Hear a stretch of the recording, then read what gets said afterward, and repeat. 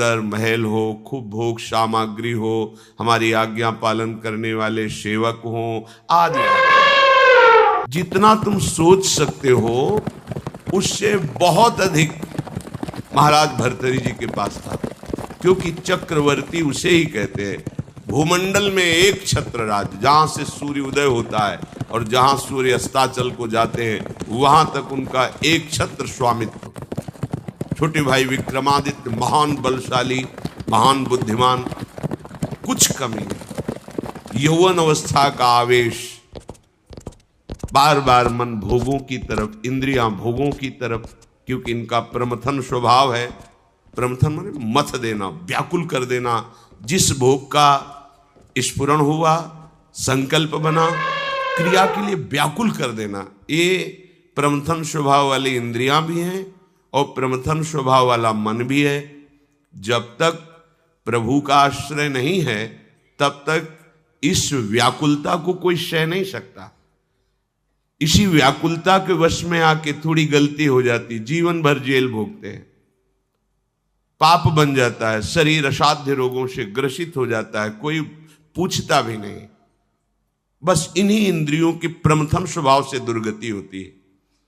इसको जो सह जाए वही भगवान का निज जन कहलाता है। यम ही न व्यथयन्ते ते पुरुषम पुरुषर्षभ। जो इन इंद्रियों के प्रमथन स्वभाव वाले व्याकुलता, विषय आकर्षण को सह गया, वही परम पद का अधिकारी होता है। यम ही न व्यथयन्ते ते पुरुषम पुरुषर्षभ सम दुखा सुखाधीरम स्वमृतत्वाय कल्पते। वही अमृत पद का अधिकारी अर्थात परम पद का अधिकारी अर्थात अविनाशी सच्चिदानंद प्रभु के नित्य सानिध्य को प्राप्त होता है।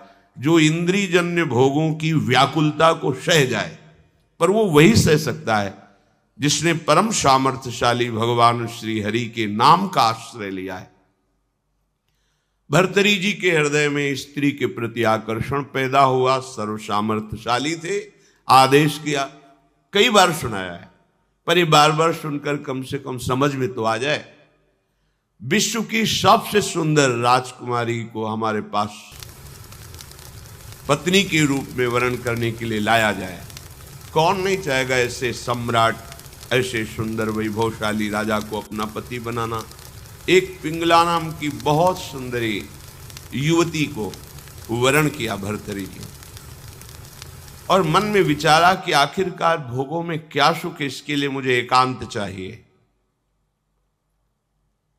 विक्रमादित्य से कहा, आप राज्य शासन को संभालिए जब तक हम अनुभव नहीं कर लेते। महल में किसी भी तरह की राज दरबार की बात लेकर कोई ना आवे, मुझे स्वतंत्र छोड़ दिया जाए। राजाज्ञा, संपूर्ण भोगों की बाहुल्यता महल में। क्या कभी आग में धीरे धीरे घी डालने से आग शांत होती है क्या? ऐसे ही भोगों को भोगने से कभी कामाग्नि शांत थोड़ी होती है, और भड़कती है। अगर सुख हो तो विश्राम मिल जाए। एक दिन पिंगला काफी समय व्यतीत होने के बाद वो अपने महल की पीछे खिड़की से झांक रही थी। पीछे अश्वशाला थी, वहां घोड़ों की रक्षा सेवा कराने वाला अश्वपति अपने सेवकों के द्वारा घोड़ों की देख रेख, उनकी सेवा कराता था। बहुत ही हष्ट पुष्ट जवान। पिंगला देखकर आसक्त हो गई, एकांत में मिलने लगी। जब महाराज विश्राम को होते तो एकांत में मिलने लगी। गुप्तचरों के द्वारा यह बात जब विक्रमादित्य को पता चली तो बहुत अंदर से पीड़ित हुए कि क्या करूं, अगर मैं कुछ कहता हूं तो कहीं संशय न कर लिया जाए, अगर कहता नहीं हूं तो ये राजा के प्रति बहुत ही बड़ा विश्वासघात हो रहा है, और वो मेरे भ्राता हैं, मैं ऐसा सह नहीं सकता। एकांत में मिलने की प्रार्थना की। बहुत प्रवीण थी पिंगला, समझ गई। महाराज ने कहा, आज मेरा भाई मेरे से मिलना चाहता है, पता नहीं क्या समस्या है। उनका मुझे पता है, जाइए पहले आप पूछ कर आइए। राजा को आश्चर्य हुआ, मेरे तक बात नहीं पहुंची, इसको पता है। बहुत प्रवीण थी।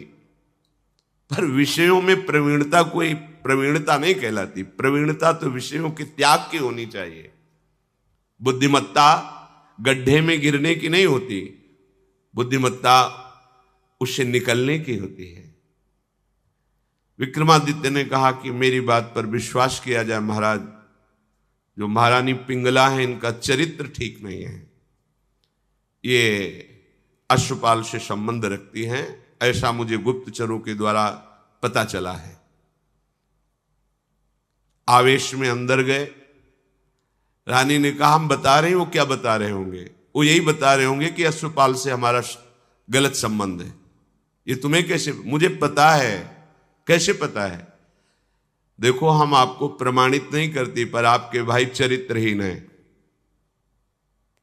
नहीं इसका प्रमाण चाहिए। आप ऐसे पवित्र भाई के ऊपर ऐसी बात नहीं लगा सकती। तो धन दे करके किसी राज सैनिक को अपने अनुकूल करके किसी एक सदगृहस्थ परिवार को इस बात पे राजी किया कि तुम सभा में कहो कि हमारे बहू को ये राजपद पर होने पर गलत दृष्टि रखते हैं, गलत आचरण करते हैं, नहीं तो तुम्हारे पूरे परिवार को मरवा दूंगी। और वो महारानी पद में है, अगर ऐसा बोला तो सब सुख सुविधाएं आपको दे देंगी। वो बेचारा राज भय के कारण ऐसा ही बोला। महाराज की आसक्ति थी पिंगला में, भर्तरी जी की। उन्होंने बिना कुछ विचारे पिंगला की सलाह से और वो प्रमाण सदगृहस्थ जो बोला उससे उन्होंने विक्रमादित्य का राज निष्कासन आदेश कर इन्हें राज्य से बाहर कर दिया जाए, कभी हमारे सामने ना आए, हमारा ऐसा धर्महीन भाई नहीं हो सकता। विक्रमादित्य ने समझाने की कोशिश की लेकिन उनको समझ में नहीं आया। अब तो स्वतंत्रता, लेकिन जो धर्म युक्त होता है भगवान उसकी रक्षा करते हैं। एक ब्राह्मण तपस्या कर रहा था धन लाभ के लिए। देवराज इंद्र प्रकट हुए और उन्होंने कहा कि ये लो अमृत फल, और अंतर ध्यान हो गए। ब्राह्मण ने कहा वैसे ही दरिद्र हूं, भूखे मर रहा हूं, अमर होके क्या करूंगा, मुझे तो धन चाहिए था। तो चलो विचार आया भगवत प्रेरणा से कि ये फल हम महाराज भर्तरी जी को दे देते हैं। अगर धर्मात्मा राजा बहुत काल तक अमर रहेगा तो प्रजा सुखी रहेगी। राज दरबार में तपस्वी ब्राह्मणों के लिए कहीं कोई रोक टोक नहीं थी। वो गए महल में, मिलने की आकांक्षा की, तुरंत आदर सहित महाराज भर्तरी उपस्थित हुए। आज्ञा कीजिए। और उनका हमने तपस्या की थी धन प्राप्ति के लिए, पर मिला ये मुझे अमृत फल, क्या करूंगा अमर होकर, वैसे ही गरीब हूं। हमारी इच्छा है कि आप जैसे धर्मात्मा राजा यदि अमर रहेंगे तो प्रजा का पुत्रवत पालन करेंगे, और मुझे धन चाहिए तो आप धन दिला दीजिए और ये अमर फल ले लीजिए। अविश्वास की कोई गुंजाइश नहीं थी क्योंकि तपस्वी ब्राह्मण थे। महाराज भर्तरी ने आदेश किया जितना ये धन चाहे इनको दे दिया जाए। अमर फल लेकर एकांत में विचार किया कि मेरा संपूर्ण मन तो पिंगला में लगा हुआ है, मैं अमर होकर क्या करूंगा। यदि पिंगला अमर हो जाए तो जब तक जीवित रहूंगा ये हमारे साथ रहेगी। पिंगला को बुलाया और कहा महारानी ये फल खा लीजिए, हमारे देश के ब्राह्मण की तपस्या से ये अमर फल मिला है, इससे तुम मरोगी नहीं, अमर हो जाओगी। उनका आपको पता है कि अमर फल ऐसे नहीं पाया जाता, स्नान आदि करके देवार्चन करके हम पा लेंगे, दे दीजिए। ले लिया। पिंगला ने विचार किया कि अगर मेरा मित्र अश्वपाल अमर हो जाए तो फिर हमारा मिलन होता रहेगा। एकांत में जब अश्वपाल मिला तो उसको अमर फल दे दिया कि तुम पालो इसे।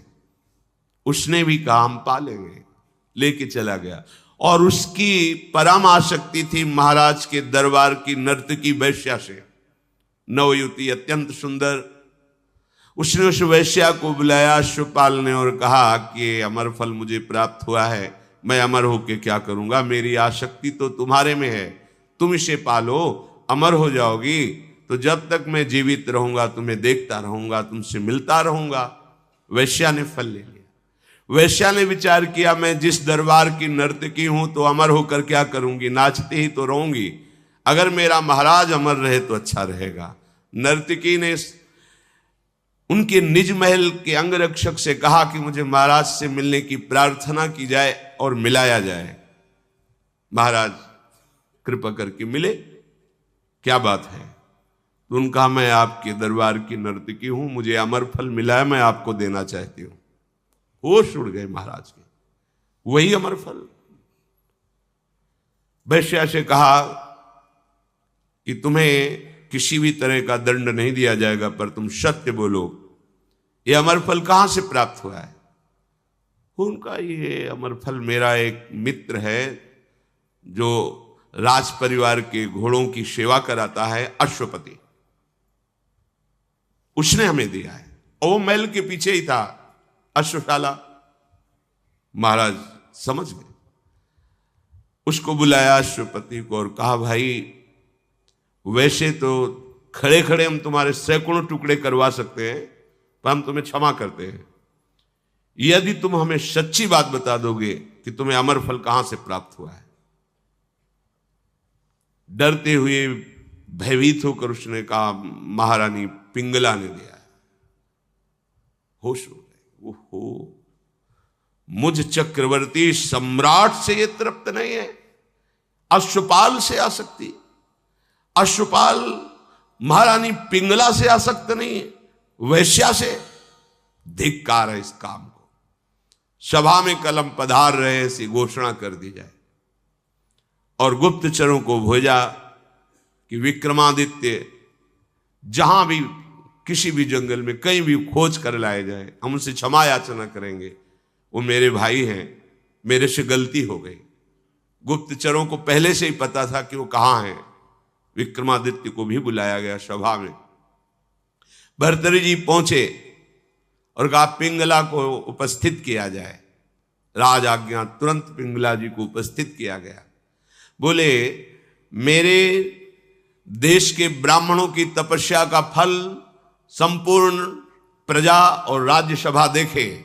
मैं अपनी तलवार से रानी का गला काटूंगा, पर वो मरेगी नहीं, क्योंकि इसने अमृत फल खाया है। और तलवार खींचा, जे ही प्रहार कर वो चीख पड़ी, नहीं महाराज रुकिए। क्यों? तुम्हें संशय है? अमृत फल मिथ्या नहीं हो सकता। उनका मैंने पाया नहीं। क्या किया? अश्वपाल को दे दिया, क्योंकि मेरी आसक्ति अश्वपाल से। कुछ किसी से फिर नहीं बोले। राज मुकुट सिंहासन पर रखकर और कहा, विक्रमादित्य तुम इसका पालन करना, मैं ऐसे निकृष्ट संसार का आश्रय नहीं लूंगा। धिक्कार है। कैसा ये काम है जो मुझ चक्रवर्ती सम्राट से ये पिंगला तृप्ति का अनुभव नहीं कर पाई, विश्राम नहीं मान पाई। ये अश्वपाल से, अश्वपाल महारानी से नहीं, एक वैश्या से। धिक्कार इस काम की वृत्ति को, धिक्कार इस झूठे संसार के प्यार को। और घोर वैराग्य में जीवन व्यतीत किया और भगवान शंकर का साक्षात्कार करके ये वरदान मांगा कि कभी मुझे सम्मान से भिक्षा भी ना मिले, क्योंकि ये सम्मान ही संसार के राग को पुष्ट करता है। सतत निरंतर भगवान का भजन तभी हो सकता है जब भोगों में अरुचि हो जाए। हम भोगों को सत्य मान रहे हैं। मीठी मीठी बातें, छल कपट की बातें, अज्ञान की धरा में जहां सुख नहीं है, उन इंद्रियों में सुख का भाव, यही भजन नहीं होने देता। यही हमें बार बार जन्म मरण